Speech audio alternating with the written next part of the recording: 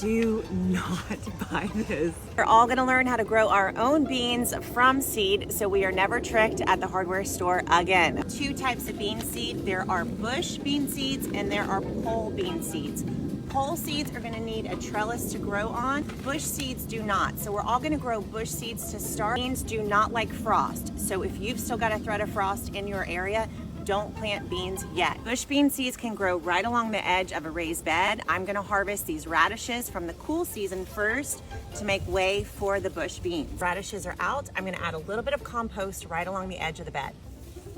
Now, the biggest mistake people make when planting bean seeds is they bury them too deep. Use a little dipper or even your finger. It's just about 1 inch long, so I'm not going to bury it further than 2 inches. Just going to make a hole just to the 2-inch mark. Place that bean right down. I'm going to measure about 4 inches to the side. Make another hole. Go about 4 inches this way. Just going to cover these up. I'm going to soak this seed so they're activated to start germinating.